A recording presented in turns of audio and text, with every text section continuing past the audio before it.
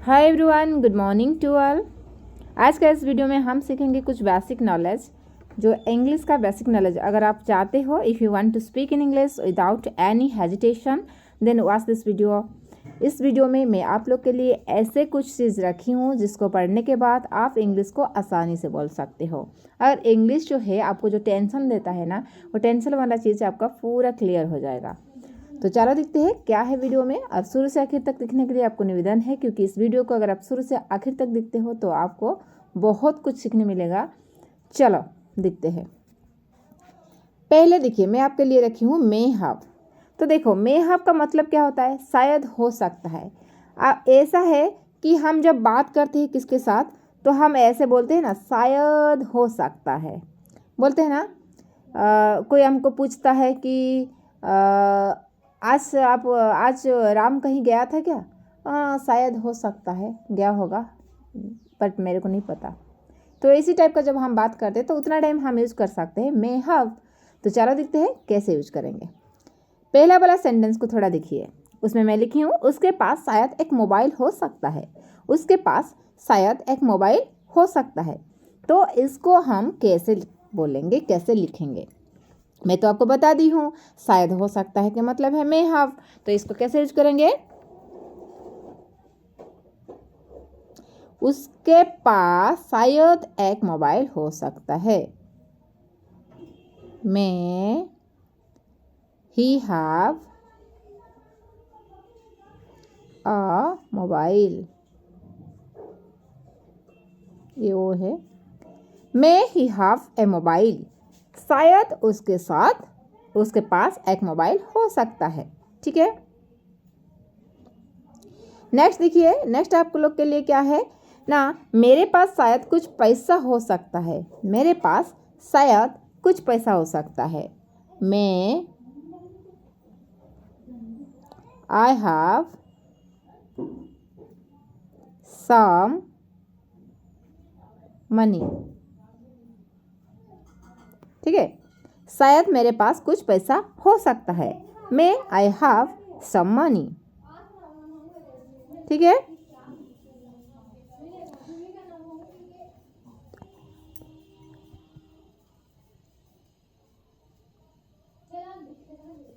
Next देख लेंगे। Next है आपका क्या ना, उसके पास शायद कार नहीं हो सकता। यह नेगेटिव आ गया। देखो, पॉजिटिव तो हो गया, अभी नेगेटिव को हम कैसे बनाएंगे? उसके पास शायद कार नहीं हो सकता है। नहीं हो सकता है, यह नेगेटिव, कुछ बात नहीं है। नेगेटिव के लिए आपको बस नॉट लगाना है। ठीक है। उसके पास शायद कार नहीं हो सकता है। ही may have not a car। ठीक है, he may have not a car। उसके पास शायद एक कार नहीं हो सकता है। और ये सेंटेंस को आप may he have लगा सकते हो और उसको he may have भी लगा सकते हो। फॉर एग्जाम्पल देखिए, इसको जो मैं अभी थोड़ी देर पहले बताई कि उसके पास शायद एक मोबाइल हो सकता है, तो आप इसको इस तरह भी बोल सकते हो। कैसे ना, he may have a mobile. He may have a mobile, may he have a mobile, दोनों सही रहेगा। आप कैसे भी इस्तेमाल कर सकते हो। ये मेरे पास शायद कुछ पैसा है सकता है, मेरे पास कुछ पैसा शायद हो सकता है। तो इसको आप कैसे बोलोगे? आई मे हैव कुछ पैसा, उसको कैसे बोलेंगे? Some money. Understand? I hope इतना आपको क्लियर हो गया होगा। अगर आप बात करना चाहते हो इंग्लिश में, अगर स्पीकिंग इंग्लिश आपका सही नहीं है, आप इंग्लिश स्पीकिंग करना चाहते हो, तो ऐसे नहीं कि आपको ग्रामर ही पता होना चाहिए। विदाउट ग्रामर भी आप बोल सकते हो। बस आपको तरीका पता होना चाहिए, बस आपको मतलब पता होना चाहिए किस सेंटेंस का मतलब क्या है और उसको किसको कहाँ यूज करते हैं। जैसे प्रेजेंट में क्या यूज होता है, पास्ट में क्या जो यूज होता है और फ्यूचर में क्या यूज होता है। उसके साथ साथ जो मीनिंग है, may, might, most, will, have, had, इस सब का मीनिंग भी आपको पता होना चाहिए। नेक्स्ट देखेंगे विल बी। विल का मतलब क्या होता है? बाला होगा। जब हिंदी सेंटेंस में आखिर में आपको बाला होगा मिल रहा है, तो उसको लिए आप विल भी यूज़ कर सकते हो। वाला होगा मतलब देखे, वह खाने वाला होगा, वह नहीं खाने वाला होगा, तो लास्ट को वाला होगा आता है ना, वाला होगा वाला होगा। क्या आप पढ़ने वाले होंगे, तो ऐसे आने से आप वहाँ विल बी टू का यूज़ करोगे। क्या यूज़ करोगे? Will be to. अगर मैं बोलूँगी वो करेगा तो ही विल होगा, लेकिन अगर करने वाला होगा तो ही विल बी टू होगा। अंडरस्टैंड? या विल बी भी हो सकता है। ठीक है, चलो देखते हैं। वह खाने वाले होगा, तो ही खाने वाले होगा मतलब हम श्योर नहीं है कि वो खा चुका है, या ऐसे भी श्योर नहीं है कि वो आगे खाएगा। मतलब जब आप इमेजिनरी बात बोल रहे हो और वो बात फ्यूचर में है, तो आप वहाँ यूज करोगे विल बी टू। तो he will be to, he will be to eat, वो खाने वाला होगा। He will be to eat, eat नहीं होगा, सॉरी, एट होगा, टू एट, क्योंकि यह हमारा फ्यूचर में आ रहा है ना, तो प्रेजेंट पास्ट फ्यूचर हिसाब से हमारा वर्ब का टेंस फॉर्म चेंज हो जाएगा। यहाँ आपका वर्ब का थर्ड फॉर्म रहेगा। ठीक है, इसलिए एट होगा। वह नहीं जाने वाला होगा, यहाँ नेगेटिव सेंटेंस आपको बनाना होगा, बस विल बी टू के साथ नॉट लगाओगे। Very simple. जैसे वह नहीं जाने वाला होगा, ठीक है, ही विल बी के जगह आपका होगा विल नॉट बी। क्या होगा? Will not be. He will not be, जाने वाला नहीं होगा, he will not be gone. क्यों ना? गो का थर्ड फॉर्म आपका गॉन है। ठीक है, नेक्स्ट देखो, क्या आप पढ़ने वाले होंगे, क्या आप पढ़ने वाले होंगे, क्या आप, यहाँ क्वेश्चन पूछ रहा है। ठीक है, तो डू यू होगा, do you will be, do you will be studied, studied, study का थर्ड फॉर्म है स्टडीड। ध्यान रखना, जब फ्यूचर का बता रहे हो आप ना हमेशा यूज करना वर्ब का थर्ड फॉर्म को। ठीक है,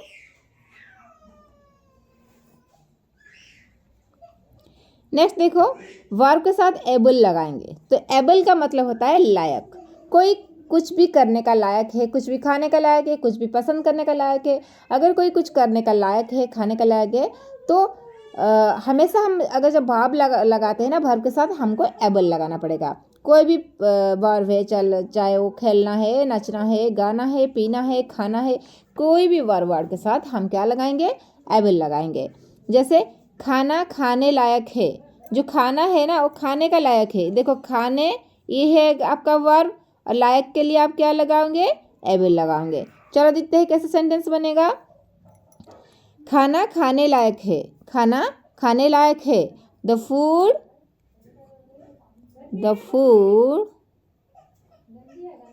तो आपको बताइए कि वर्ब के साथ एबल लगेगा। ठीक है, is able to eat, the food is able to eat, तो खाना खाने लायक है या खाना खाने का लायक है। ठीक है, पानी पीने का पीने लायक है, पानी पीने लायक है। बात सेम हुए, the water is able to drink, the water is able to drink. Next, क्या यह किताब पढ़ने लायक है? यहाँ देखो ये थोड़ा सा चेंज होगा क्योंकि यहाँ क्वेश्चन पूछा। ठीक है, क्वेश्चन पूछा, तो दिस इज नहीं होगा, इज दिस। क्या होगा? क्वेश्चन पूछ रहा है, मैं बोली थी क्वेश्चन से पहले आपका वर्ब आ जाएगा। इज दिस बुक, क्या यह किताब पढ़ने लायक है? Able to read, is this book able to read, क्या यह बुक पढ़ने लायक है? ठीक है, आई होप इतना तो समझ आ गया होगा। मस्ट का मतलब होता है जरूर चाहिए। What is the meaning of must? जरूर चाहिए। आपको जब मैं पढ़ाई थी आपको तब मैं माइट और मस्ट का यूज बताई थी, जब आपको पढ़ाई थी मैं वर्ब, तो वर्ब पढ़ाते टाइम आपको मैं बताई थी। तो आपको बताई थी कि जो मैं है वो 50% चांस में यूज होता है, जो माइट है वो बहुत कम चांस, मतलब 10% चांस जहाँ है तो वहाँ यूज होता है, और जो मस्ट है वो 100 तो नहीं है पर 90% चांस जो चीज़ होने का है तो हम यहाँ मस्ट यूज करते हैं। तो ध्यान रखना, इसी हिसाब से हम सेंटेंस बनाएंगे। पहला वाला सेंटेंस है, आपको ज़रूर इस वीडियो को शेयर करना चाहिए। तो शेयर कर दीजिए ना, फटाफट शेयर कर दीजिए। अगर आपको वीडियो अच्छा लग रहा है, अगर चैनल में आप पहली बार हो तो सब्सक्राइब कर दीजिए।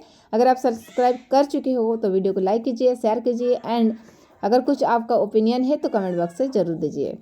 तो आपको ज़रूर इस वीडियो को शेयर करना चाहिए, तो इसमें हम मस्ट लगाएंगे। तो क्या होगा, आपको करना चाहिए, you must share this video, you must share this video. आपको ये वीडियो को ज़रूर शेयर करना चाहिए। नेक्स्ट हो गया, मुझे वहाँ ज़रूर जाना चाहिए, मुझे वहाँ ज़रूर जाना चाहिए, आई मस्ट टू, मुझे वहाँ ज़रूर जाना चाहिए, I must to go there, I must to go there, मुझे वहाँ ज़रूर जाना चाहिए। नेक्स्ट वन क्या है ना, क्या उससे ज़रूर पढ़ना चाहिए। ये आपका आ गया क्वेश्चन टैग वाला। तो क्वेश्चन टैग को कैसे बनाएंगे, मैं बोली थी क्वेश्चन टैग जब जब आएगा आप तब वर्ब को पहले ले आओगे और सब्जेक्ट को बाद में लोगे, ठीक है। तो क्या उसे ज़रूर जाना चाहिए, सॉरी पढ़ना चाहिए, तो इसको कैसे बनाएंगे इस चीज़ को, क्या उसे ज़रूर पढ़ना चाहिए, क्या उसे ज़रूर पढ़ना चाहिए। तो क्या होगा ना,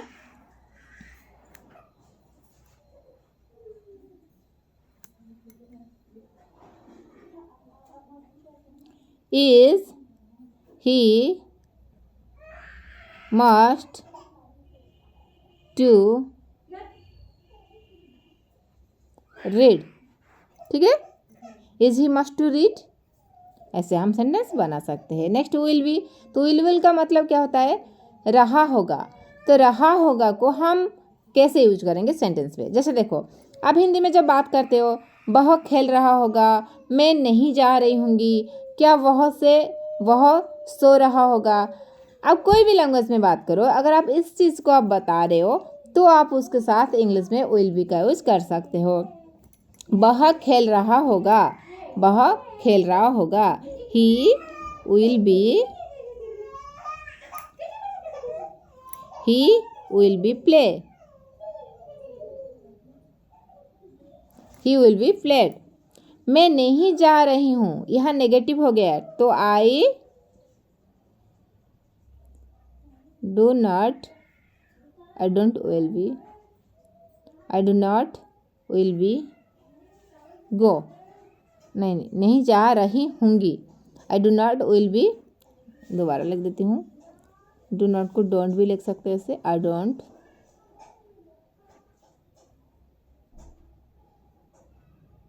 विल बी गो। नेक्स्ट देखिए यहाँ, क्या बहुत सो रहा होगा, क्या बहुत सो रहा होगा, is he will B sleeping, ठीक है। नेक्स्ट देखिए, उड़ को इंग्लिश में जब आप ता ते ती का इस्तेमाल करते हो आपका हिंदी में, तब आप उड़ का इस्तेमाल कर सकते हो। जैसे मैं करता हूँ, मैं करती हूँ, नहीं करती, नहीं करता, नहीं होती, नहीं होता, करते हैं, तो ऐसे सेंटेंस में आप यूज़ कर सकते हो उड़। मैं पढ़ाई करता, I would study.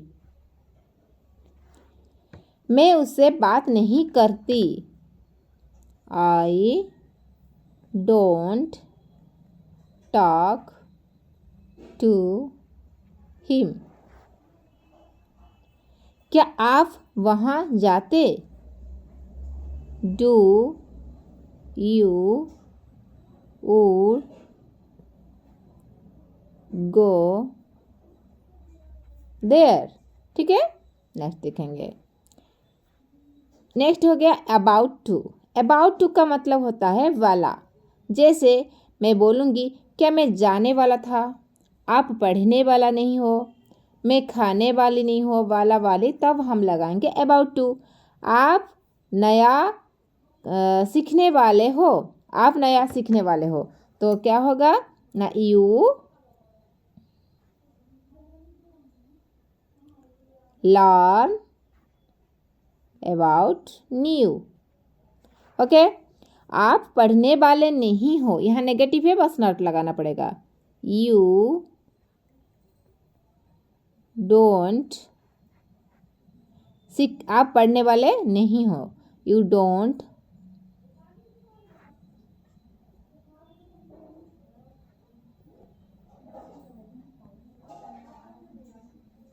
About to study. क्या मैं जाने वाला था, क्या मैं जाने वाला था,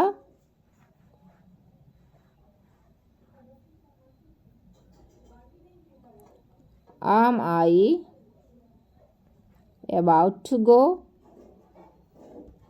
am I about to go, ऐसे हम इस्तेमाल कर सकते हैं। डेयर टू का मतलब होता है हिम्मत है, डेयर का मतलब हिम्मत, जब हिम्मत है हम बोल सकते हैं तब हम डेयर टू का इस्तेमाल करेंगे। फॉर एग्जाम्पल, मुझ में इंग्लिश बोलने की हिम्मत है, मुझ में इंग्लिश बोलने की हिम्मत है, तो इसको हम डेयर टू लगा के कैसे बनाएंगे, I have dare to speak English, I have dare to speak English. उसमें बाहर जाने का हिम्मत नहीं है, उसमें बाहर जाने का हिम्मत नहीं है, he has not dare to go there, he has not dare to go there। Next क्या है ना, क्या आप में पढ़ने की हिम्मत है, क्या आप में पढ़ने की हिम्मत है, do you have dare to study. ठीक है, नेक्स्ट है बिगान टू। बिगान टू का मतलब होता है लगा और लगी। जब कोई सेंटेंस के आखिर में आपको लगा या लागी मिल रहा है तो वहाँ आप बिगान टू यूज कर सकते हो। जैसे फॉर एग्जाम्पल, मैं लगने लगी, मैं लिखने लगी, तो मैं बोलूँगी वह सोने लगा, हम हंसने लगे, तो हम हंसने लगे, वो सोने लगा, मैं खाना बनाने लगी। तो ऐसे जब लगा और लागी का शब्द आता है आपका हिंदी सेंटेंस का आखिर में, तब आप यूज कर सकते हो बिगान टू। तो बिगान टू को हम कैसे यूज करेंगे सेंटेंस में, चलो देखते हैं। बिगान टू को हम ऐसे से यूज करेंगे। फॉर एग्जाम्पल, मैं एक सेंटेंस बोलूँगी, मैं लिखने लगी, मैं लिखने लगी, इसको हम इंग्लिश में बोलेंगे आई बिगान टू राइटिंग। लिखने लगी मतलब मैं लिख ही रही हूँ, मेरा कंटिन्यूअस चल रहा है, सो दैट मैं बोलूँगी आई बिगान टू राइटिंग। अगर मैं बोलूँगी बहुत सोने लगा तो he began to sleeping, he began to sleeping. मैं बोलूँगी हम हंसने लगे तो कैसे होगा, हम वी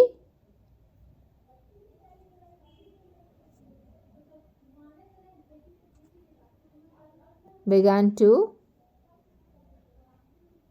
laughing। ठीक है, ऐसे हम सेंटेंस बना सकते हैं। हार्ड टू का मतलब होता है ना था। जैसे कोई पास्ट चीज के बारे में हम बता रहे, ना था के बारे में बता रहे, तब हम जैसे जाना था, खाना था, करना था, लेना था, दैट मीन्स जो चीज़ करना था, जो चीज़ खाना था, जो चीज़ लेना था, वो ऑलरेडी पास्ट हो गया है, वो ऑलरेडी पास होके चले गया है। अभी हम उस चीज़ के बारे में बता रहे जो भूतकाल में था।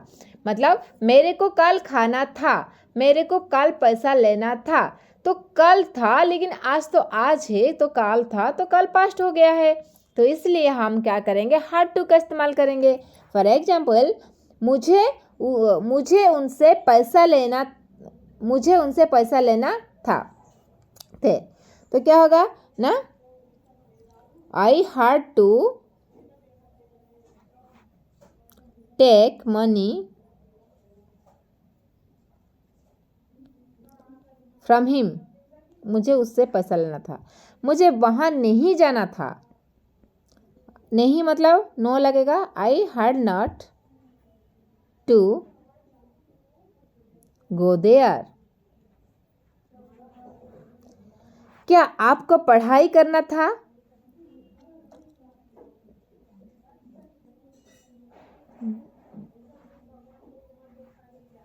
Do you had to study. तो ऐसे आप सेंटेंस क्रिएट कर सकते हो। नीड का मतलब होता है ज़रूरत। अगर कोई चीज़, कोई सामान, कोई व्यक्ति, कुछ भी है जो आपको ज़रूरत है, तो ज़रूरत के टाइम आप नीड का इस्तेमाल कर सकते हो। फॉर एग्जाम्पल, मुझे एक डिजिटल बोर्ड की ज़रूरत है, क्योंकि है ही नहीं मेरे पास। मुझे एक डिजिटल बोर्ड की ज़रूरत है, तो मैं क्या लिखूँगी? I need a digital board. देखो कितना आसान है, बोलने का, लिखने का सब आसान है। बस आप अगर डरोगे तो आपको नहीं होगा। जो हेजिटेशन है वो हमारा फेयरनेस के कारण आता है। तो दिल में अगर फेयरनेस नहीं है तो हम सीख लेंगे। मुझे पैसा की ज़रूरत नहीं है, यहाँ नेगेटिव बनाना पड़ेगा। मुझे पैसा की ज़रूरत नहीं है।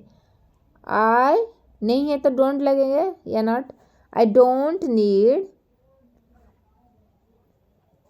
मनी। मुझे पैसा का ज़रूरत नहीं है। क्या आपको एक कार की ज़रूरत है? डू यू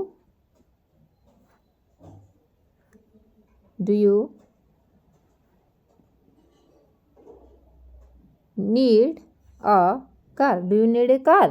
क्या आपको एक कार का ज़रूरत है? माइट का इस्तेमाल हम तब करते हैं जब हम कोई चीज़ को बोलते हैं हिंदी में सकेगा।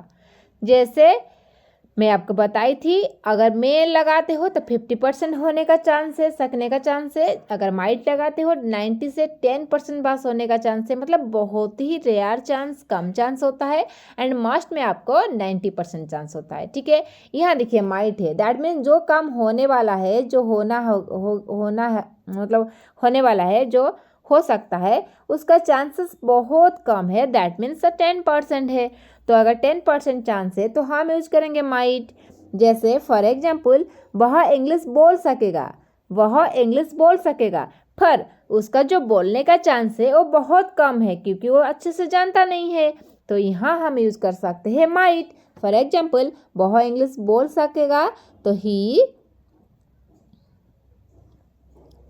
Might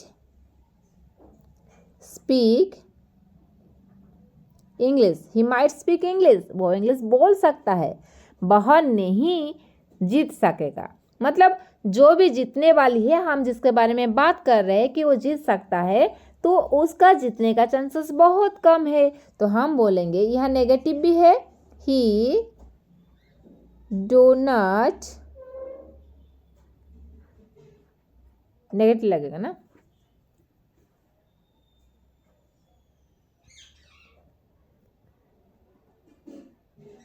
might win. ठीक है,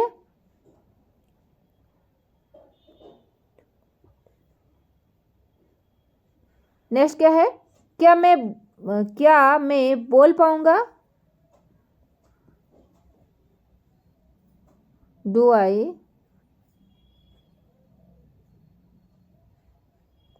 माइट होगा, सॉरी।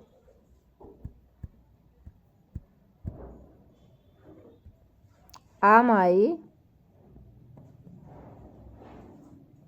might speak।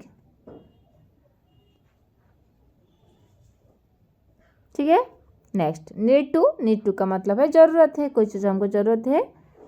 मुझे प्रैक्टिस करने की ज़रूरत है। I need to practice. मैं बोलूँगी आपको बोलने की ज़रूरत नहीं है।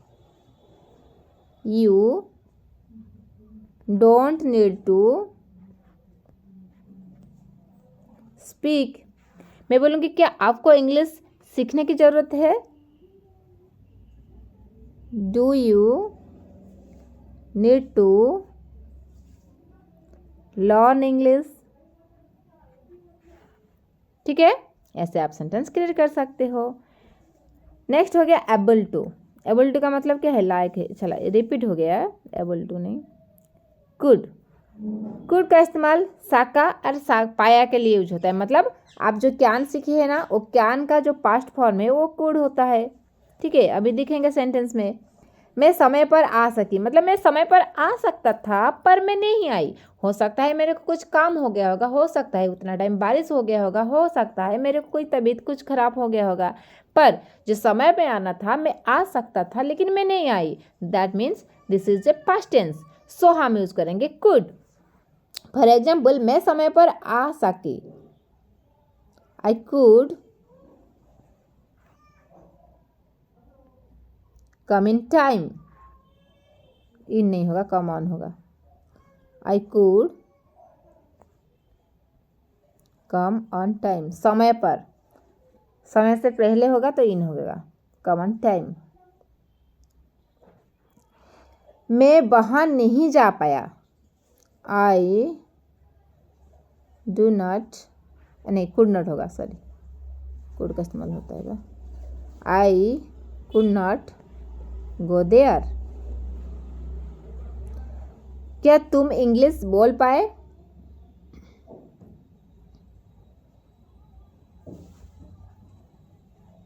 Could you speak English?